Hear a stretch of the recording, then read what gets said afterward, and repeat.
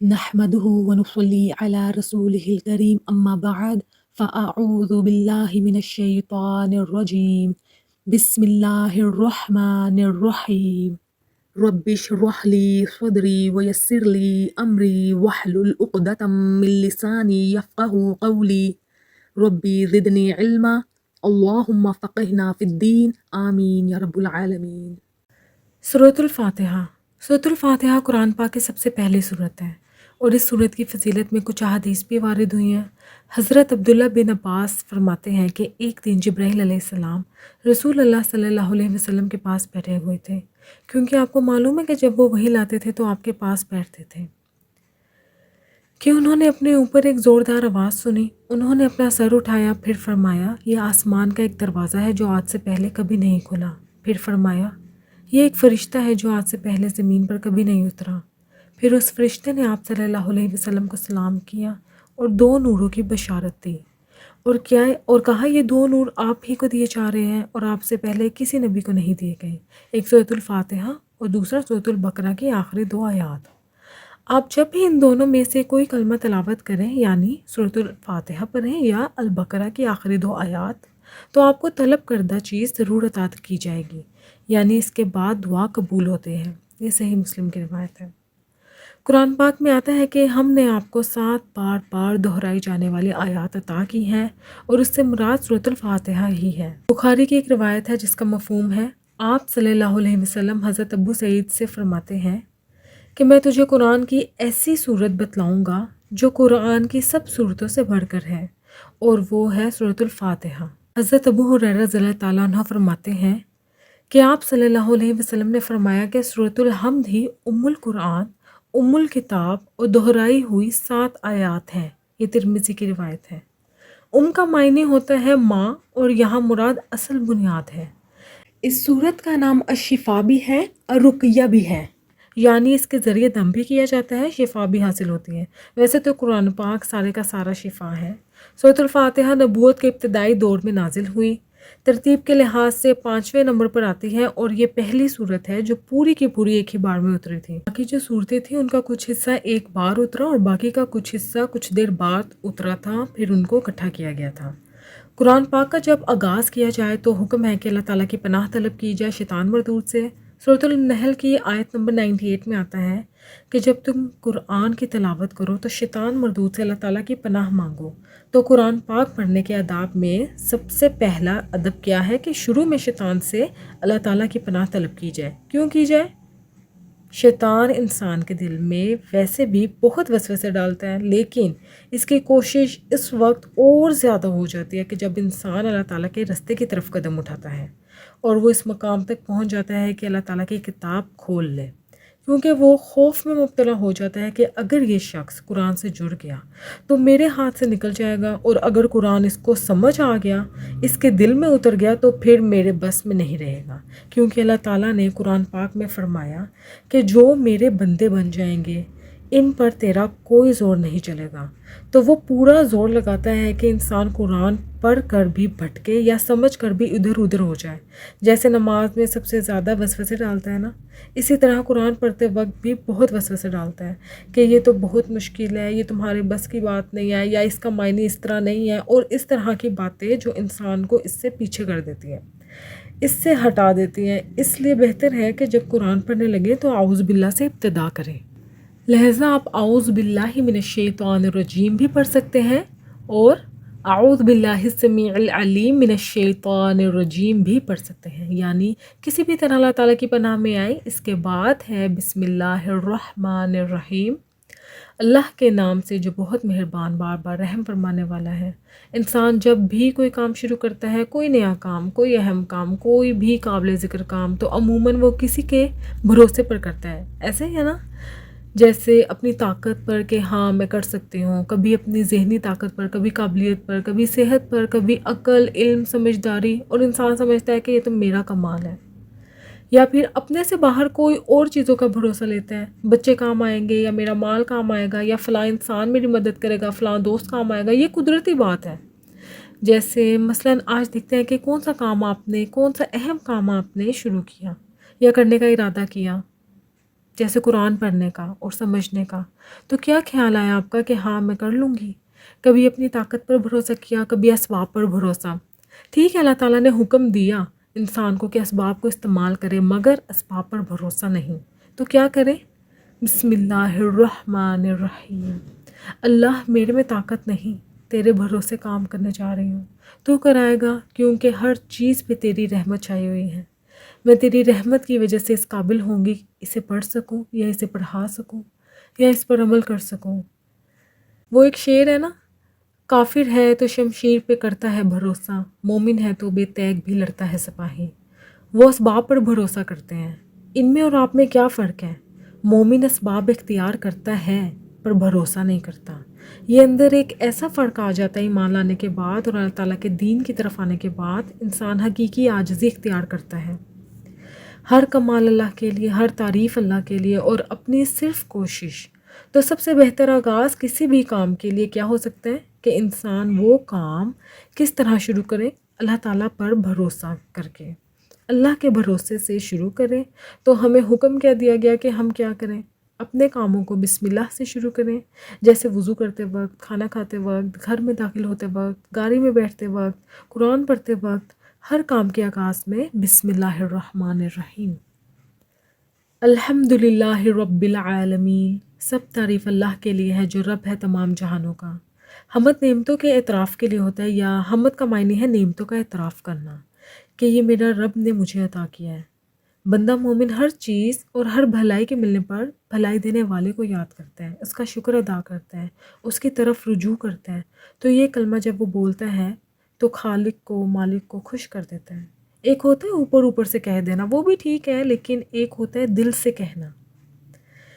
جو کسی نعمت کے ملنے پر، چاہے اچھا کھانا ہو، اچھی نیند ہو، اچھا دیکھا یا سنا ہی کیوں نہ ہو، دل سے الحمدللہ کہتا ہے، تو صحیح مسلم میں آتا ہے کہ الحمدللہ کا کہنا میزان کو بھر دیتا ہے۔ یعنی اللہ تعالیٰ کے نزدیک اتنا پسندیدہ کلمہ ہے اور ہم اسے فور گرانٹیڈ لیتے ہیں۔ بھوک لگی، کھانا کھا لیا، ہاں پیاس لگی تو بس ٹھیک ہے پانی پی لیا، ٹھیک ہے، تو پھر حق تو نہیں نا ادا کیا، شکر تو نہیں ادا کیا ہم نے۔ کتنے ہی لوگ ہیں جن کے پاس یہ نعمتیں نہیں ہیں۔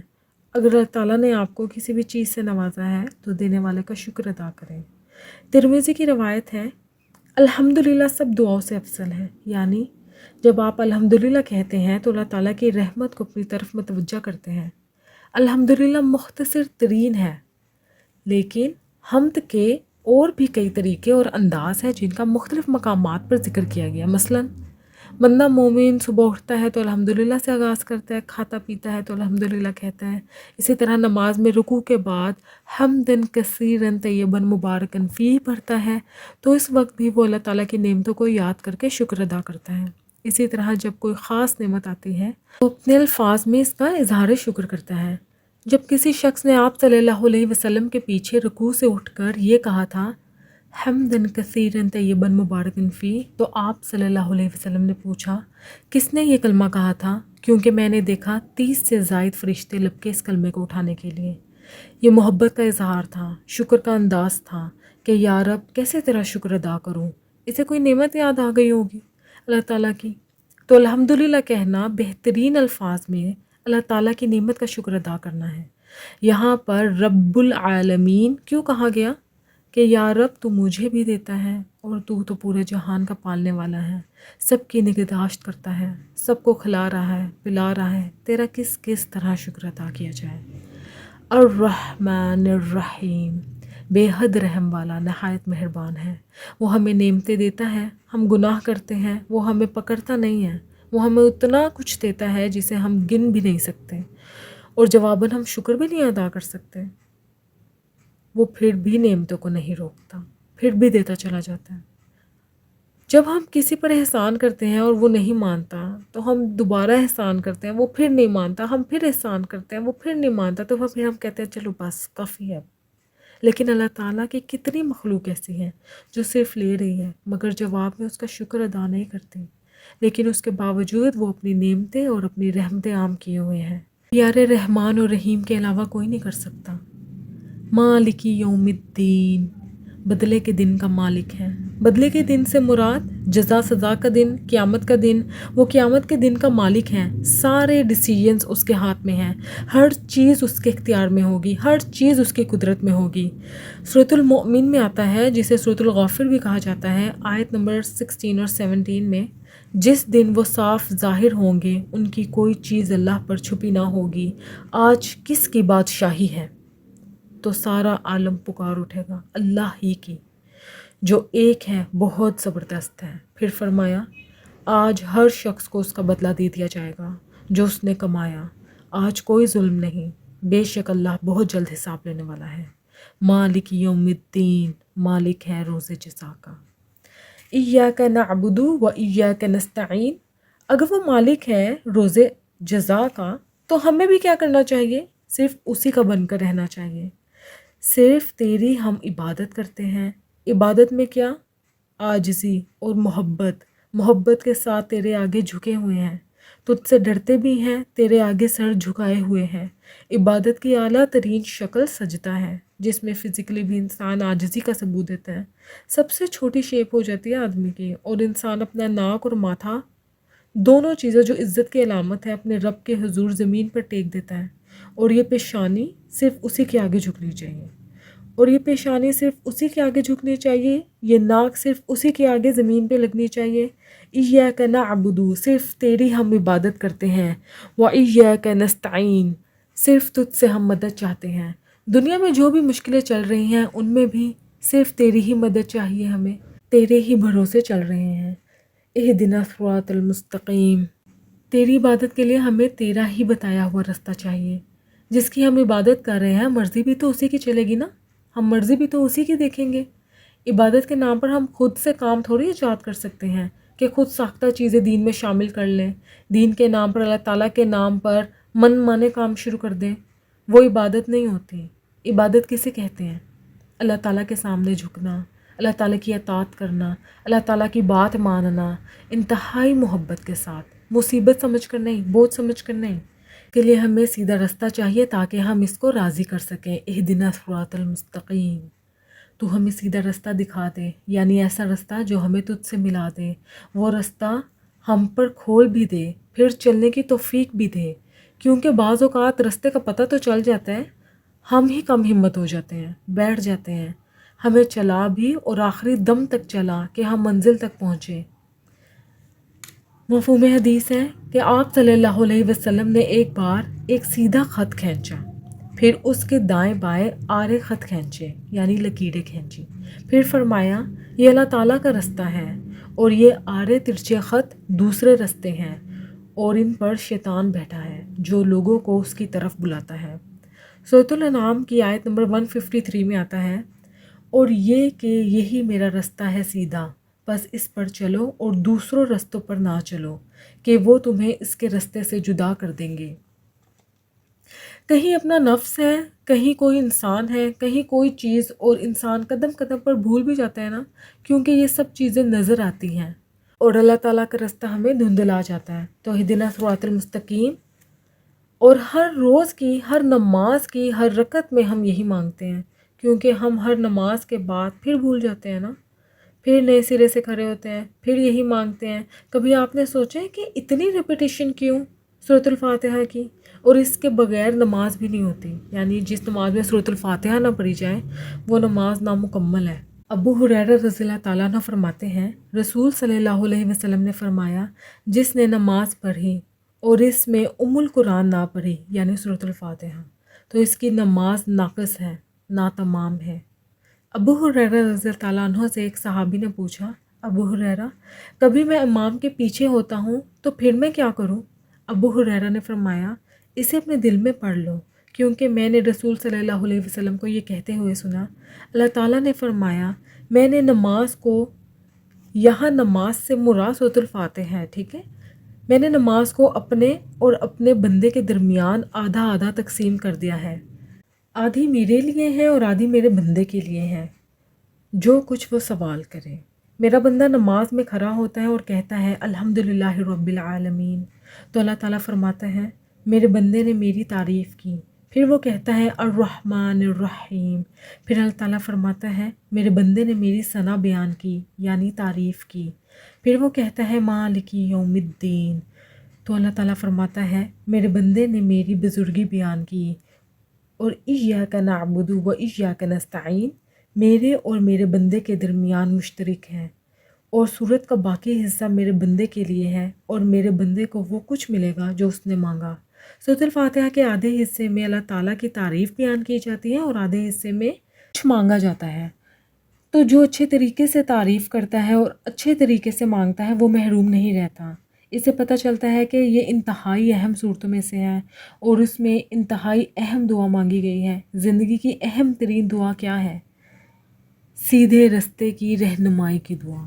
اب ہم ہر روز مانگتے ہیں کہ اللہ تعالیٰ رستہ دکھا، اللہ تعالیٰ کہتے ہیں یہ کتاب ہے دیکھو، اس کو ہم کھولتے نہیں، ساری دنیا کے علوم پڑھیں گے، اس کو نہیں پڑھنا چاہتے، کیسے رستہ پتہ چلے گا پھر ہمیں؟ اگر آپ کو یہاں سے کسی دوسرے شہر جانا ہو تو میپ استعمال کرتے ہیں نا، کہ بس منہ اٹھایا اور چلے جاتے ہیں کہ ہاں میرے پاس ڈرائیونگ لائسنس ہے، یہ میں نے لے لی، اب میں جا رہی ہوں۔ ایسا تھوڑی ہوتا ہے، ایسا تو نہیں نہ ہوتا۔ یا کسی بھی گاڑی کو فالو کر لیتے ہیں کہ اپنی منزل تک پہنچ جائیں گے، اگر ایسا کیا تو کہیں اور ہی پہنچ جائیں گے۔ تو لوگوں کی بھیڑ کو دیکھ کر نہیں چلنا، جہاں ریلا جا رہا ہے عوام الناس کا وہیں نہیں چل دینا، لوگوں کی بھیڑ جا رہی ہے وہیں چل دینا۔ تم اپنی عقل سے سوچو نا، اچھے برے کی تمیز جانو اور کہو کہ ہم تو جنت میں پہنچنے کے کام کر رہے ہیں اور پہنچ جائیں گے اپنی منزل کو، تو ایسا ممکن نہیں ہے۔ اگر آپ واقعی اللہ تعالیٰ کی رضا تک پہنچنا چاہتے ہیں، ابدی خوشیوں تک پہنچنا چاہتے ہیں، تو لازم ہے کہ رستہ دیکھیں، اس کتاب کو پڑھیں، صرف دیکھ کر اس کو بند نہ کر دیں، چلیں اور چلتے چلتے رک نہیں جانا بلکہ مرتے دم تک چلیں۔ یہ دعا ہے جو ہم مانگتے ہیں ہر نماز میں، اہدنا صراط المستقیم۔ اب صراط کی مزید وضاحت ہے، صراط الذین انعمت علیہم، ان لوگوں کا رستہ جن پر تو نے انعام کیا۔ مجھے ان لوگوں کا رستہ چاہیے جن کو تو نے نوازا ہدایت سے، نعمتوں سے، اپنی رضا سے، اور جن کو تو نے اپنی منزل تک پہنچا دیا۔ مجھے بھی ویسا بنا دے جن بندوں سے تو محبت کرتا ہے، مجھے بھی ویسا بنا دے اللہ تعالیٰ، مجھے اپنی محبت دے، اس کی محبت دے جو تجھ سے محبت کرتا ہو۔ محبت کا ایک معیار ہے، ہر ایک سے نہیں کی جا سکتی، مجھے اس کی محبت دے جو تجھ سے محبت کرتا ہے، اور ان کاموں میں میرا دل لگا دے جو مجھے تیری محبت دے۔ تو صراط الذین انعمت علیہم کن کا رستہ ہے؟ اللہ تعالیٰ کے پیاروں کا رستہ ہے۔ اللہ تعالیٰ ہمیں اپنے پیاروں میں شامل کر لے۔ یوسف علیہ السلام کو جب مصر کی بادشاہت ملی تو کیا مانگا انہوں نے؟ جتنے بھی اللہ تعالیٰ کے نیک بندے اور پیغمبر ہیں، ان سب کی سب سے بڑی طرف یہی ہوتی تھی کہ یا رب اپنے پیاروں کے ساتھ ملا دے۔ ہمیں بھی یہی مانگنا چاہیے کہ اللہ تعالیٰ جن لوگوں سے تو راضی ہے، ہمارا نام بھی ان رجسٹر میں لکھ دیں، ہمیں بھی ان جیسے کام کرنے کی توفیق دیں، انعام یافتہ لوگوں جیسا بنا دیں۔ اور وہ کون ہیں؟ انبیاء ہیں، اولیاء ہیں، شہداء ہیں، صالحین ہیں۔ سورۃ النساء کی آیت نمبر 69 میں آتا ہے، اور جو اللہ اور رسول صلی اللہ علیہ وسلم کی فرما برداری کرے تو یہ ان لوگوں کے ساتھ ہوں گے جن پر اللہ تعالیٰ نے انعام کیا، نبیوں، صدیقوں اور شہداء اور صالحین میں سے، اور یہ لوگ اچھے ساتھی ہیں۔ غیر المغضوب علیہم ولا الضالین، اللہ مجھے ان لوگوں جیسا نہیں بنانا جن پر تیرا غضب ہوا، جن سے تو ناراض ہوا، ان کا رستہ نہیں چاہیے مجھے۔ مغضوب علیہم وہ لوگ ہوتے ہیں جو علم پانے کے بعد بھٹکتے ہیں، اور ضالین وہ ہوتے ہیں جو بغیر علم کے بھٹکتے ہیں۔ اللہ تعالیٰ ان سے ناراض ہوتا ہے جن کو پتہ تھا، علم تھا، پھر غلط کام کیے۔ اگر آپ کا بچہ غلطی سے کوئی کام کر دے، یعنی اس کو پتہ نہ ہو، جان بوجھ کر نہ کرے، تو آپ کیا کرتے ہیں؟ آپ اگنور کر دیتے ہیں یا پھر اس کو سمجھا دیتے ہیں۔ لیکن اگر وہ جان کر غلطی کرے تو غصہ آتا ہے نا۔ اللہ تعالیٰ کا غصہ بھی ان لوگوں پر ہوتا ہے جو پتہ چلنے کے بعد بھی غلط کام کرتے ہیں۔ قرآن کی ایک آیت ہے، اے لوگوں جو ایمان لائے، کیوں وہ باتیں کہتے ہو جو کرتے نہیں ہو؟ ایسے کام جن میں غلط بیانی ہو اللہ تعالیٰ کے غضب کو بھڑکانے والی چیز ہے۔ اسی طرح آپ کا کوئی ارادہ نہیں کام کرنے کا اور کہہ رہے ہیں کہ کیا ہے۔ نمبر 2، ارادہ بھی نہیں ہے اور کہہ رہے ہیں کہ ہاں ہم کر لیں گے، یعنی کہ اگر کسی نے آپ کو کہہ دیا کہ یہ کام کر لینا اور آپ نے ایسے ہی بول دیا کہ ہاں کر لیں گے، تو یہ جھوٹا دلاسا دیا آپ نے۔ آپ دوسروں کو بہلا رہے ہیں کہ کر لیں گے، تو یہ چیز اللہ تعالیٰ کے غضب کو بھڑکانے والی ہے۔ پچھلی قوموں میں سے جتنی بھی قومیں برباد ہوئیں، سب سے پہلے کس کے اوپر تباہی آئی؟ قوم نوح پر، پھر ہود، پھر صالح۔ ان پیغمبروں کی جو قومیں تھیں، عاد اور سمود وغیرہ، ان پر اللہ تعالیٰ ناراض ہوئے تھے، یہ تباہ ہو گئی تھیں، ہے نا؟ ایسے ہی ہے نا؟ یہ قومیں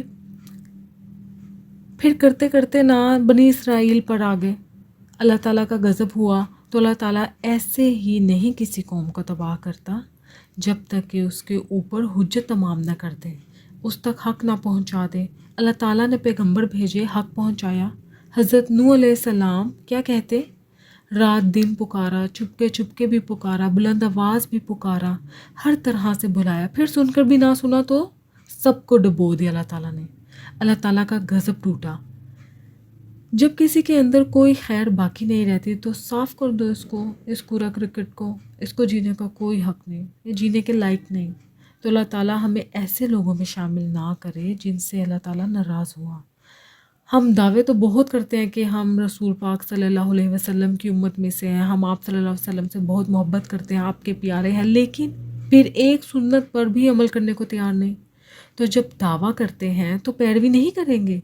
اللہ تعالیٰ کی محبت چاہیے تو پھر وہ کرو جو پیغمبر نے کیا، اس کے محبوب نے کیا۔ تو مغضوبی علیہم صرف خاص قوموں کی طرف اشارہ نہیں، بلکہ ہر اس بندے کی طرف اشارہ ہے جو اللہ تعالیٰ کو ناراض کرنے، اس کے غضب کو بھڑکانے والے کام کرے۔ ان میں نمبر 1 جو کہے کیا ہے مگر نہ کیا ہو، اور نمبر 2 جو نہ کرنا ہو اور وہ کہے کہ میں کروں گا۔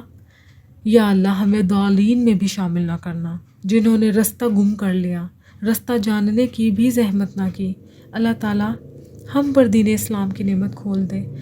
جس کو اسلام ملا پھر وہ رستہ جانتا ہے، پھر چلتا جاتا ہے، دین کا علم حاصل کرتا ہے، پھر ساری زندگی سیکھتا ہے، چلتا رہتا ہے جب تک موت نہیں آ جاتی، یہ سفر جاری رہتا ہے، پھر آخر اپنے رب سے جا ملا نفس مطمئن بن کر۔ یہ ہے وہ رستہ جو انعام یافتہ لوگوں کا رستہ ہے۔ کچھ لوگوں کو کہا جاتا ہے نا کہ جو پڑھتے ہو عمل کرو، تو وہ کہتے ہیں کہ ہم تو پڑھتے نہیں یا جانتے ہی نہیں اس بات کو، تو ہمیں پتہ ہی نہیں ہے اس بات کا، تو دوسری کیٹیگری میں وہ جا گرتے ہیں، یعنی ضالین، جاننے کی کوشش بھی نہیں کرتے۔ تو دین کو جاننے، سمجھنے اور عمل کرنے کی کوشش کرنا۔ آخر میں کہا جاتا ہے آمین۔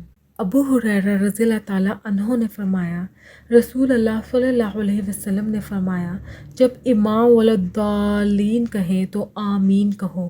جس کا آمین کہنا فرشتوں کے آمین کہنے کے موافق ہو گیا، یعنی فرشتوں کے آمین کے ساتھ جا ملا، اس کے پہلے گناہ بخش دیے جاتے ہیں۔ یہ صحیح بخاری کی حدیث ہے۔ آمین کہنے کا مطلب ہے کہ یا رب جو ہم نے مانگا تو اس کو قبول کر لے، ایسا ہی ہو جائے۔ سبحانك اللهم وبحمدك أشهد أن لا إله إلا أنت أستغفرك وأتوب إليك۔ السلام عليكم ورحمة الله وبركاته۔